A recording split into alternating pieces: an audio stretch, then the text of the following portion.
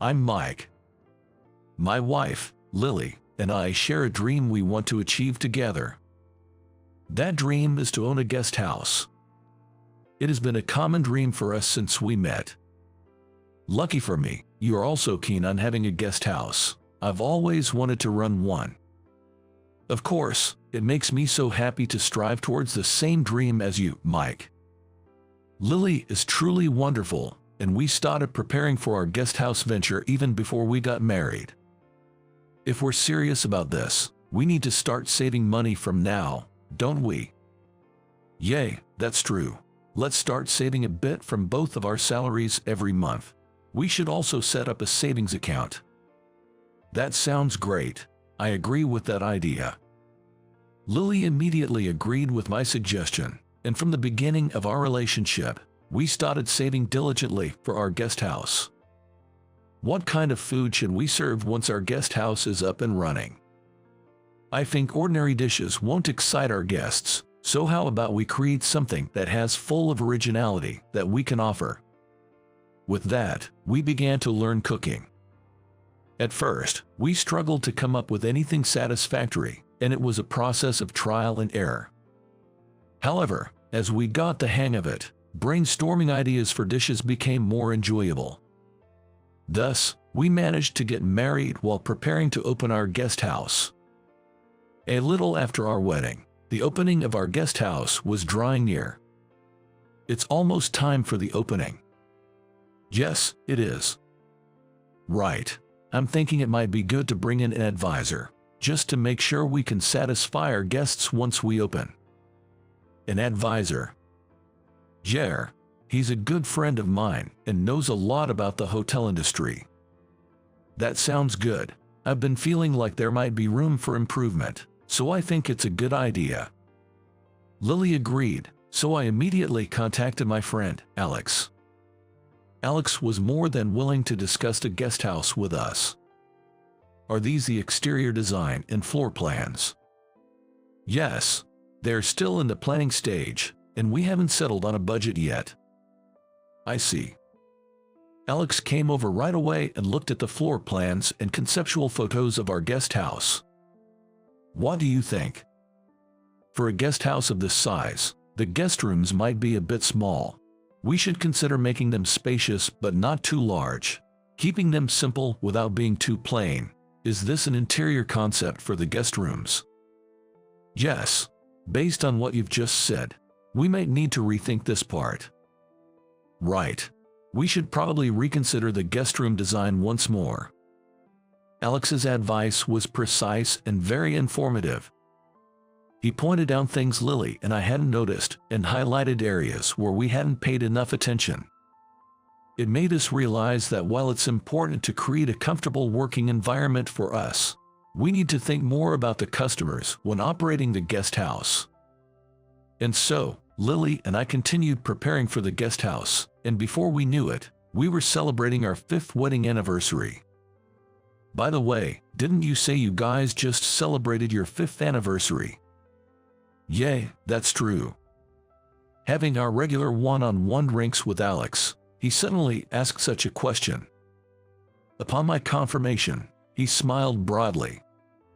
Then, this is for you as a celebration of your anniversary, and I think it could benefit your guest house. What Alex slowly pulled out was an invitation to a hotel dinner. What is this? I just wanted to congratulate you both. You've both been working so hard. It's the least I can do.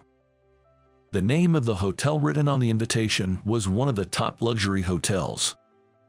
But this place is. Don't worry about it. I just want to support your efforts. I mentioned it's for the guest house, but enjoy yourselves. Encouraged by Alex, we decided to visit the luxury hotel, partly as an inspecting mission for our guest house's future. Wow, are you sure it's okay to be in such a luxury place? Standing in front of the luxury hotel, Lily sparkled her eyes like a protagonist of a girl's cartoon. Alex told us to enjoy it. For his sake too, we have to inspect properly and make our guest house a success. That's right. The visit to the luxury hotel seemed to boost Lily's motivation, and I felt truly relieved. And as we entered the luxury hotel, "Excuse me, sir?" "Yes." Before we could reach the front desk, we were stopped by someone who seemed to be the manager at the entrance. "What is it?" As Lily and I looked puzzled, the manager sized us up from head to toe, then snorted dismissively. "Do you think you belong in this hotel?" "Pardon? What do you mean by that? How rude." "Hey, Lily." I hurried to stop Lily as she seemed ready to confront the manager. But indeed, my judgment was not wrong. Poor people do bark a lot. "What? Excuse me, you're the manager of this hotel, right?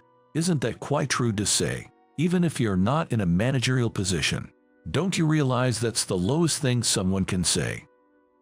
As I held Lily back and confronted the manager, he stepped back quietly, as if he wanted us to keep our distance. "Because I smell the sin of poverty on you. Do you even realize what you're saying?" "Enough, please leave. Having poor people around is a great inconvenience to our other noble guests. Lily, let's go." Raising my voice drew unwanted attention, and the stares from the onlookers were painful. Realizing there was no point in continuing the conversation, I urged Lily to leave, but she was trembling with anger next to me. "Lily, unforgivable, and you call yourself a manager of a reputable hotel? Please, keep your voice down. Other guests are getting disturbed." "I can't believe it. We'll sure to bring it down. Mike, let's go." After venting her frustration at the manager, she grabbed my hand and quickly left the luxury hotel. "I can't believe it. Hey, we should talk to Alex about this. He knows a lot about hotels, right? How can someone like him be a manager?" Her anger didn't seem to subside all the way home, and she remained upset. It's understandable why she was angry, and I think her anger prevented me from physically confronting the manager. Following her suggestion, we immediately told Alex everything that happened. "I see, so that's what happened." Alex awkwardly averted his gaze from us and apologized, seeming to feel guilty. He might have felt guilty since it was a luxury hotel he recommended. But it's not his fault. Alex isn't to blame, but I can't stand the thought of letting that manager off the hook. "Yeah, I know what you mean." As if struck by an idea, Alex suddenly exclaimed, "Ah! How about we show that hotel manager what we're made of?" "Huh? Let's open our guest house right away and start our business. If we can attract more guests and become more popular than that hotel, we'll have our revenge on the manager." "I agree." Before I could even respond, Lily jumped up, lively and in agreement. From then on, Lily, Alex, and I started to prepare for the opening of our guest house at a fast pace. Alex helped out quite often, and we were able to open a few months ahead of schedule. A month after making our resolution, we finally opened our guest house. We had promoted it on social media and distributed flyers, but on the opening day, not a single guest showed up. Maybe our advertising strategy was off. Lily sighed softly, looking at the ingredients we had prepared in anticipation of guests. "It's just the first day. People need to see what kind of service they can get and if it's worth their money, so they're cautious. But they won't know unless they come, right? Even though we announced a grand opening campaign. We can get discouraged on the first day. We have to stay positive. Remember, running a guest house was our dream." "Right. Yeah, let's keep our spirits up." Even though I reassured Lily, the fact that not a single guest came on the first day was quite disheartening for me too. Then, to our surprise, guests started pouring in the next day. The first guests arrived right at check-in time. "Welcome." "Oh, this is the place. What a charming guest house." "Thank you very much." Following that first guest, more and more started to arrive. Lily and I became incredibly busy, which was overwhelming but also a pleasant surprise.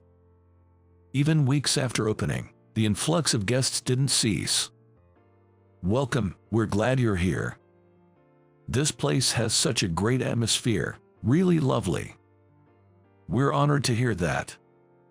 Most of our guests were well-dressed, wearing expensive-looking clothes, suggesting they were of a high social status. We refrained from prying into our guests' private lives, but from overhearing their conversations, it was clear many were wealthy or owned businesses. It's amazing. Really.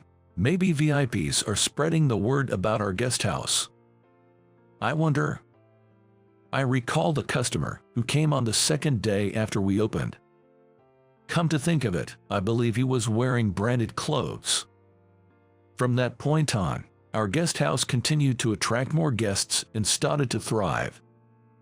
Around that time, someone barged into the guest house, flinging the door open with a loud noise.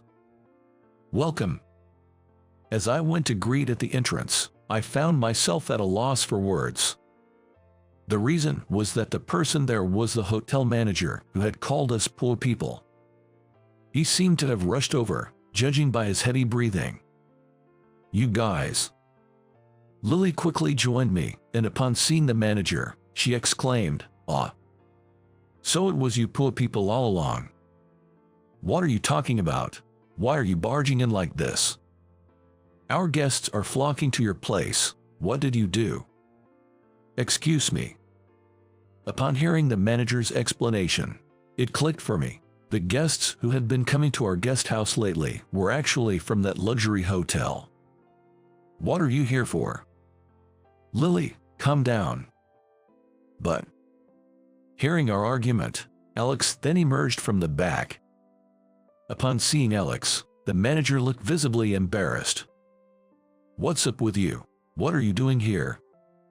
"Alex, what are you doing here?" "I'm helping out at their guest house. Haven't I told you? And it's none of your business, isn't it?" "It is my business. Our hotel's guests are being taken away. How can I just sit by?" "Alex, is he a friend of yours?" Though I hesitated to interrupt the palpable tension between the two, my curiosity got the best of me, and I asked Alex, who responded with a laugh, "It's my brother, Tyler." "What? Brother?" "That's right. But this person is from that luxury hotel." "Yay, I know. I thought the same when you told me about it, that he's still up to his sneaky tricks." "Sneaky tricks? What's wrong with choosing guests suitable for our hotel?" "I'm saying you have no eye for it." "What?" "It's because of your lack of discernment that guests are being taken away by their guest house. Don't you get it yet?" Even to those of us who were unaware of the full situation, it was clear that there was some sort of conflict between the two. "The problem is with you, Alex. Just because you're the eldest, you took for granted that you'd inherit that hotel." "When have I ever taken anything for granted? You're the one who did wrong, and then you pinned it all on me, telling Mom and Dad it was my fault." From their conversation, it appeared that Alex was originally supposed to be the hotel manager. However, the current manager, his brother Tyler, wasn't pleased with this and would purposely turn away guests by calling them poor and sending them away, leading to complaints that he blamed on Alex. Upon hearing this, their parents were naturally furious and pushed Alex away from the family. As a result, Tyler ended up securing the position of manager for himself. "I'm utterly ashamed and disgusted by you as a brother. Do you have any idea how uncomfortable you made our guests feel? Have you ever considered the feelings of those guests you involved for your own greed? I don't care about guests who won't come back to the hotel." "Really?" "Wait, could it be, Alex?" "Mike, you're quite perceptive." As I was about to say something, Alex smiled cheerfully. Yes, Alex had been directing those guests he drove away to our guest house. More precisely, Alex had personally apologized to all the guests who had been made uncomfortable by Tyler and invited them to our guest house. Everyone I invited was really nice. Alex was right. All the guests who have visited our guest house so far have been very gentle, and they have been very satisfied with our service and the atmosphere of the guest house, leaving happily. Furthermore, some even gave us tips on top of the accommodation fee. Thank you, I'm very satisfied with the wonderful service. Here's a little something. I had a very comfortable stay. Thank you, I'll come again. Please accept this as well.